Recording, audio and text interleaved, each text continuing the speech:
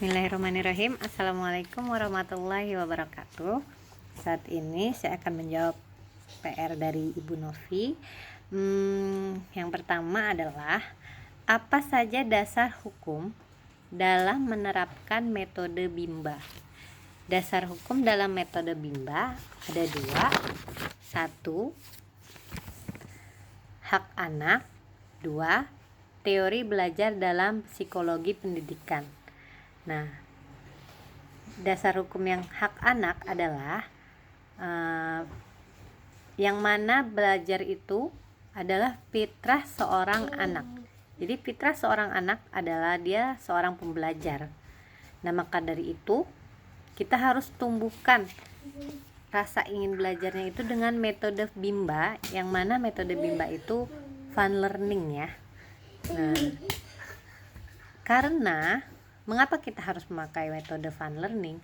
Karena anak adalah anugerah, maka berikan pendidikan yang berbasis cinta dan kasih sayang.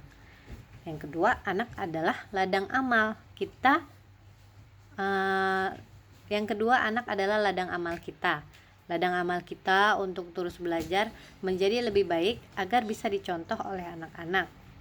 Maka kita sebagai motivator harus memberikan contoh yang baik-baik, serta memberikan pembelajaran dengan cara fun learning, agar anak bisa menerima dengan mudah gitu, menerima dengan rasa senang tanpa paksaan, yang mana secara tidak sadar ternyata mereka itu belajar gitu. Padahal taunya mereka tuh cuma fun-fun aja, tapi ternyata di dalam fun-funnya itu ada belajarnya juga. Nah, dengan cara metode seperti itu membuat jadi ini nih, dasar hukum teori belajar dalam psikologi pendidikan. Jadi jadi tumbuh gitu dengan sendirinya, yaitu dasar hukum dalam pembelajaran dalam psikologi pendidikan, yaitu the law of effect. Anak mau mengulang-ulang.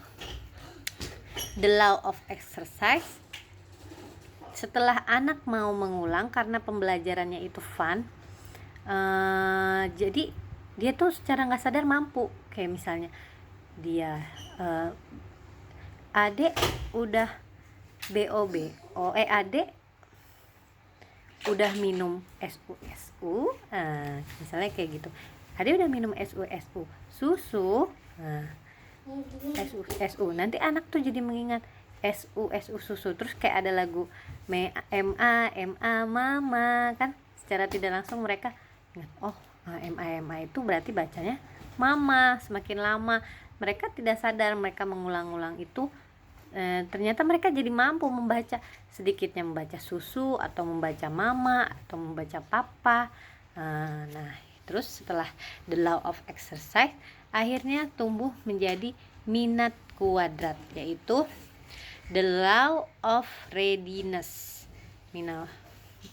Akhirnya mereka siap untuk menerima pembelajaran tanpa paksaan, yaitu the law of readiness, sehingga akan tumbuh rasa bahagia yang berdampak kesuksesan. Pertanyaan selanjutnya, apa saja metode Bimba AIUEO? Jelaskan. Metode Bimba AIUEO ada 3 dan 1 penunjangnya, yaitu metode utama fun learning, lalu small step system, dan individual system. Dan metode penunjangnya adalah variation skill. Fun learning. Metode yang pertama adalah fun learning. Fun learning adalah suatu proses belajar yang sepenuhnya menyenangkan bagi anak, kapanpun dan dimanapun. Nah, tujuan fun learning adalah untuk menumbuhkan minat belajar anak secara intrinsik, secara mau sendiri tanpa adanya paksaan. Siapa yang berhak mendapatkan fun learning? Yaitu anak didik kita. Anak-anak berhak mendapatkan fun learning. Siapa yang wajib melakukan fun learning? Yaitu motivator. Dan siapa yang mengawasi fun learning? Kepala unitnya. Lalu cara menciptakan fun learning itu harus pertama melakukan small step system, Yang kedua, melakukan individual system. Nah, small step system dan individual system itu satu kesatuan. Jadi kita mau memberi pelajaran yang paling mudah, misalnya untuk anak murid baru, tapi ternyata dia nggak bisa diem gitu kan. Lalu bagaimana kita mau memberikan small step system itu? Ya, kita harus melakukan individual system.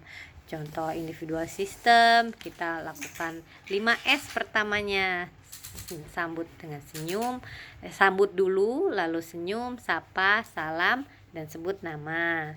Lalu bisa juga dengan berdialog, memilih topik yang mudah dan disukai anak-anak. Bisa juga dengan kata tanya, tadi pagi kamu udah mandi belum? Tanya kayak gitu. Pakai sampo rasa apa? Pakai sabun nggak? Tanya kayak gitu. Terus merespon dengan penuh perhatian. Kita tuh walaupun misalnya anaknya belum jelas ngomongnya atau cadel, kita harus penuh atensi. Ketika mereka bercerita, kita harus dengarkan tatap matanya gitu kan, dan kita berikan atensi yang sepantasnya. Terus selalu sisipkan bahasa Bimba. Tadi pagi udah minum susu gitu. Terus selalu lakukan evaluasi afeksi anak. Setelah itu motivasi, dan terakhir bisa diberikan rewardnya kalimat-kalimat yang baik. Nah, jadi small step system, proses belajar yang dilakukan secara bertahap. Motivasi harus memberikan kegiatan yang sesuai dengan kemauan dan kemampuan masing-masing anak.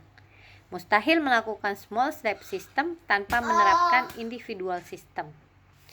Nah, tadi contohnya sudah saya berikan. Kayak satu lagi lah contoh, anak belum mau duduk diam, kita cari tahu dulu dia tertarik akan apa nih anak nih. Dia tertarik akan cerita apa ya? Kalau udah tahu, kita ajak dia cerita tentang yang dia suka sambil diselipkan kata-kata Bimba atau pelajaran dari modul Bimba. Lalu sudah ya, small step system dan individual system sudah. Selanjutnya adalah metode penunjangnya. Metode penunjangnya adalah variation skill. Variation skill adalah kemampuan yang harus dimiliki oleh motivator memvariasikan antara aspek belajar dengan kegiatan belajar. Yang mana variation skill itu terbagi menjadi 3. 1. Kemampuan afektif yang berkaitan dengan hati, seperti senang, sedih. Nah, itu bisa kita lihat dari cara kita bisa evaluasi dengan bercerita, dialog. Terus yang kedua, kemampuan kognitif. Kemampuan kognitif berkaitan dengan kerja otak dan kecerdasan, yaitu dengan baca dan hitung kita bisa lihat tuh kemampuannya. Dan yang ketiga adalah kemampuan psikomotorik yang berkaitan dengan fisik Kemampuan psikomotorik ini terbagi menjadi 2, yaitu motorik kasar yang berkaitan dengan tangan dan kaki, seperti contohnya menari, melempar, menangkap. Lalu kedua, motorik halus yang berkaitan dengan jari tangan, seperti mewarnai, menulis, menarik garis. Nah, tujuan melakukan variation skill ini agar anak tidak merasa bosan, semakin tertarik, semangat, dan antusias dalam kegiatan bermain sambil belajar di Bimba. Sekian dari saya. Terima kasih atas pembelajaran hari ini.